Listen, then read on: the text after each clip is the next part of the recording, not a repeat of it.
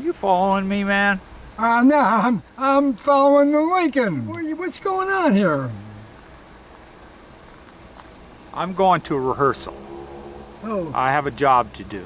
It's great to see you, though. Oh, good. So can I come in? Yeah, come on in. Thanks. All right.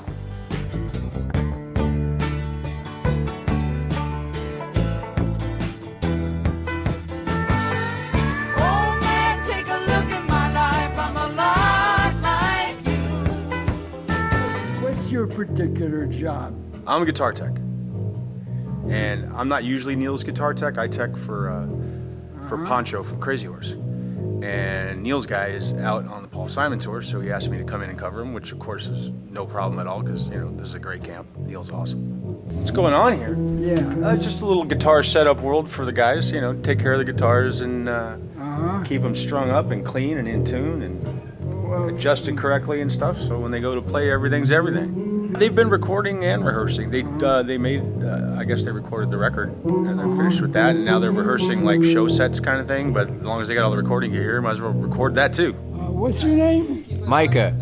Oh, what are you doing here, man? I'm playing guitar, singing a little bit, playing some electric charango, playing a little bit of piano. And you know my grandson, David? Yes, he's my good buddy, David Wexler, man about town. What's going on here? What's going on here? We're here making a record. Ah, How's it going? I'm Anthony. when do you go to work? Well, we like to start around at the early hour of 1 p.m.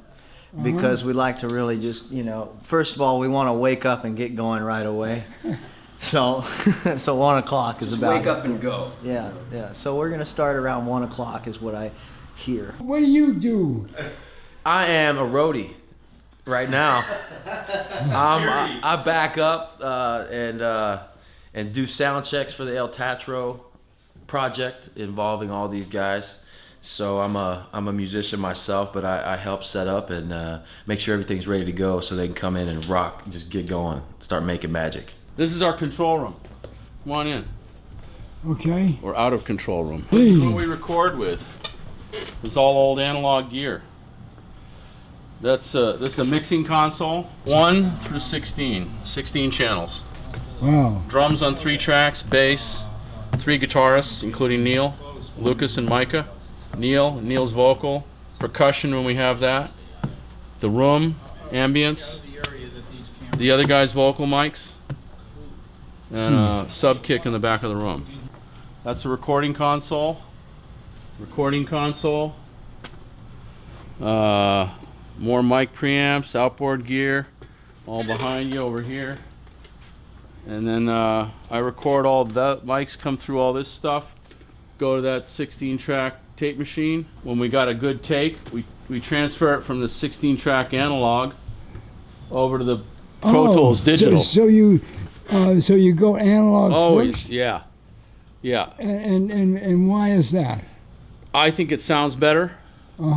Neil thinks it sounds better, and that's good enough for me, the two of us. Is it important or not important for you to see the musicians, or no, you just listen? I always have to look at musicians. Yeah, I like to see them. Yeah, I always have a camera on the stage. If Neil goes to put on a guitar or reaches for a musical instrument or goes to sit at a piano, I'm recording. The red lights are on and I'm going. Because that's how he starts some stuff that's brilliant. You don't have a second chance. The moment's already gone. Does Neil do anything very different from, say, other musicians that you work with? He just captures the moment. He goes for he gives it his all. He goes for the throat. If he's not feeling it, he ain't gonna pick up the guitar. If he's feeling music, then he's recording, he's playing, and I'm recording it. Because that's great art. That's what art is. It's capturing the moment. All the human imperfections, that's what it's about, always. He's the consummate artist. We get first takes on everything. That's the idea, so, because that's oftentimes the best stuff. If you have to think about it, you're not creating, you're thinking, and then it doesn't work. It doesn't have that passion. That's my take on it. There's the players, and I'm on this side of the lens. I'm capturing it. You know, I suppose that's about it. Chris, with your general look and your hair and everything, Oh no, yeah. you look like the guys I knew when I was around this stuff years ago. So this room is sort of the whole headquarters of the whole goddamn thing. Well, yeah, you could you could look at it that way. Headquarters, yeah. There's the headwaters. What about your background?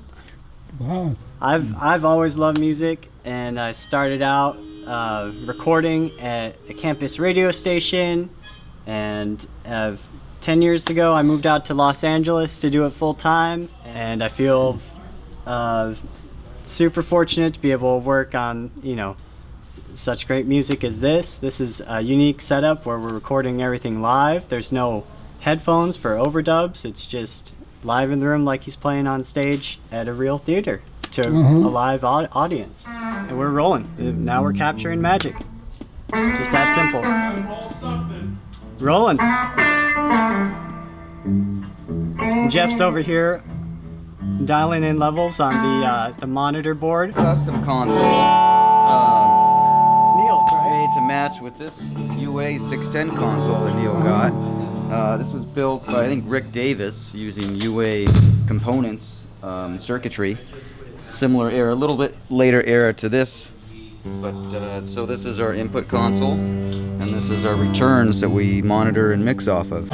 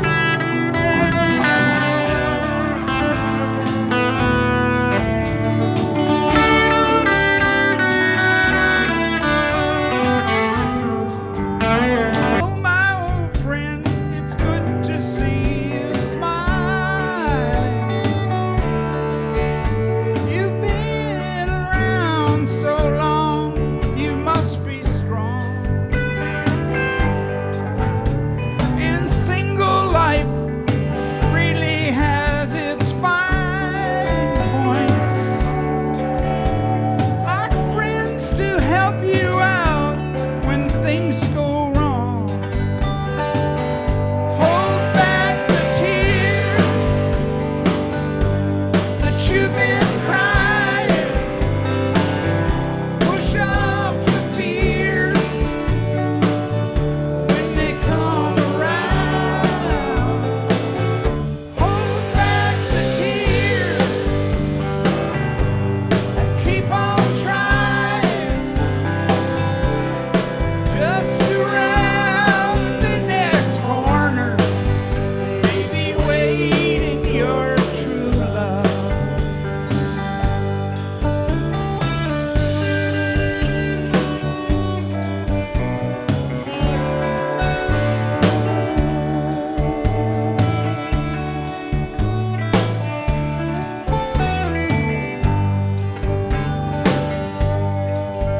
Two lying fools, and then four crying eyes. Each one counting on the other to survive. Well, crazy love must surely have this pain. If getting up means going down again, hold back the tears that you've been crying. Push off the fears when they come around. Hold back the tears, keep on trying. Just around the next corner, maybe waiting your true love.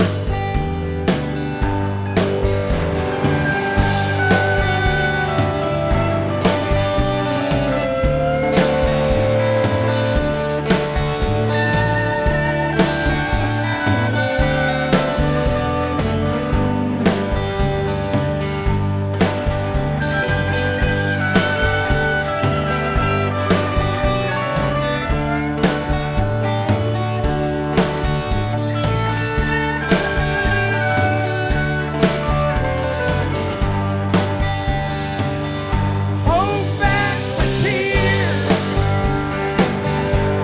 that you've been crying. Push off the fears when they come around. Hold back the tears and keep on trying. Just around the next corner, maybe waiting your true love.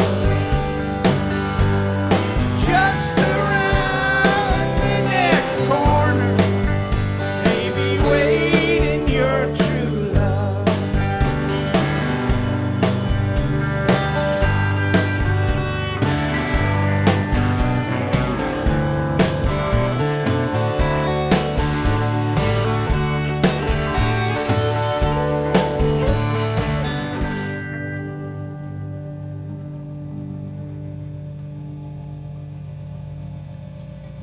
Nice. That was like the second time we did that or something. Yeah. That's good.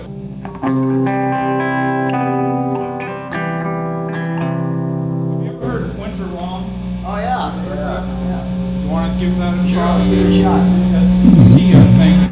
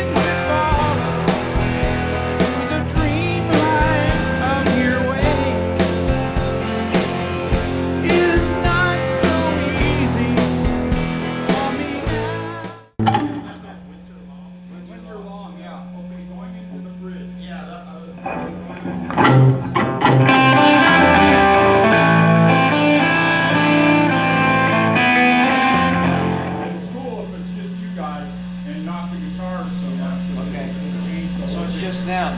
Yeah, so the instrumental, it goes around through the changes. Yeah. And the second time it goes through the changes, then it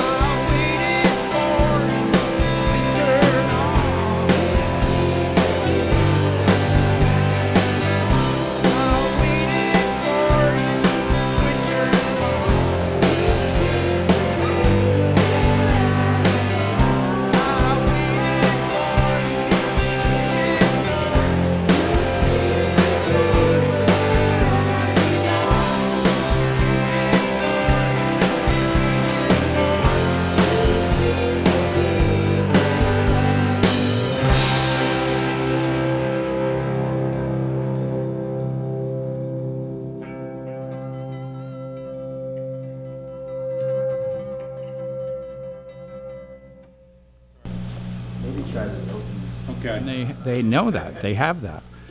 And it's so real easy because plus then I have all that strength. You got a lot of strength there.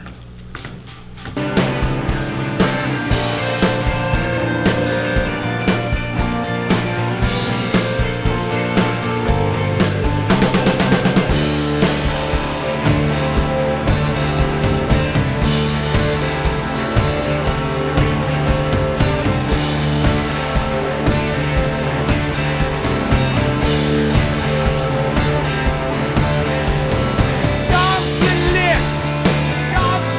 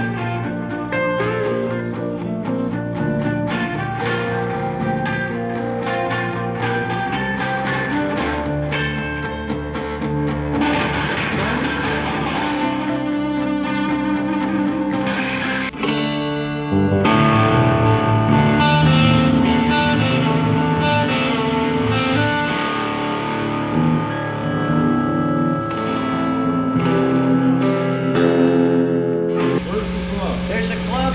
Okay, so there's the Deer Lodge in Ojai. Ojai's good. Let's do the Deer Lodge. Yeah. It's not close. But it's not close. We went to this open mic night at the Deer Lodge. And they had all the instruments there. They were the shittiest. That's what she did when she was on open mic night. Yeah. You can bring your own gear. Yeah, we can. We'd have to call them. You know. They would have to know that we were coming. Yeah. I think what we'd have to make sure is that nobody else was playing at their own gig Right, there. there, because then we'd be fucking with their shit. Yeah, That's right, just- right. that's, you know. Well, we can check and see what the situation is there tomorrow night. Cool. And without saying anything, Yeah. just say we're a band and we might want to come and play. I'll just have to see if the open mic night is Yeah, there. it's open mic night. Can we bring our own equipment? Because they do know us from Yeah, playing yeah, yeah. before. Well, you can do that. Yeah, and then we could just say we want to bring our stuff there and do an We kind impromptu. of set up Yeah. and then you just come in. Yeah, right. We could do that. We could do it that way. That'd be cool. Right. Okay. Because we just want to play, play for a while. Yeah. See what happens. So, I want to make a comment about like when you guys did fucking up, for instance. Your tone is very, very similar to his to the point that it's indistinguishable, almost indistinguishable up there. Okay. So, unlike the album we just finished, where everybody had a unique tone and things were distinct. It's just Okay. something I would bring up. That's good to know. Okay, thank Good or you, bad? thank you, Senior Chief. But there is technology that we have that is very unlike open mic night. There's another place I'm thinking of that we've played in San Luis Obispo, which That's is even better. Oh, the brewery. the San Luis Obispo Brewery, and it's bigger. It holds maybe 500 people. Oh, cool. But people just go in there and drink on a regular night and hang out. You know, it doesn't. Yeah. You know, there's people there all the time. People will know that we're coming from a musical place that we just like to play, Mhm. instead of it being something that we're doing to promote ourselves or something like that, which I don't. Right. There's plenty of places along the coast too. Yeah, okay. Well, why don't we check those three? Yeah, we'll check in Deer on Lodge, them. Yeah. Slow, and Sweetwater. We don't want to play too much. Now, Yeah. we're good, and we know we can do a lot of stuff. We could definitely do a show, even though we don't know what it would be. Right. We could do it all. We could write the set list quickly. Yeah, and we could write the set list and learn the songs in an hour in the back of a car. Yeah. We have to have our gear, we have to be able to play with all our shit. That's Okay. yeah. Slow brew would probably be better than the Deer Lodge in that case. Yeah. San Luis Obispo, man. That's Everybody the would place. see That's it the coming. hottest place Yeah. in California. That's where the happening scene is. That's where we should be. Okay, well, let's just figure them all out. Give Yeah. ourselves a little time. Yeah. And then, like, when you guys are doing a gig this weekend, Friday and Saturday or something? Friday, Saturday, we're gonna be up in Folsom and then up in Arcata. Okay, so maybe next week. Thursday or Friday next week. Yeah. Okay. Because that'd be good. A Thursday or Friday, we know there'll be a crowd already. Yeah, but it's also good if there isn't a crowd. That's even fucking greater. Okay. If you got a place that holds 500, we're playing for 100 people, that's phenomenal. Yeah, it will be. That's, Yeah. You didn't go the other way. Just go the other way. We'll play and we'll see what happens. All right, break time. I was up in the booth and they said they're not recording digital to begin with. Is that the case? Yeah, they're recording analog and then immediately it goes to digital, right afterwards. Mm-hmm. Like this far on the tape, I believe, from the record head to the playback head. I believe the way it works, when it hits the playback head, it goes right back on to digital.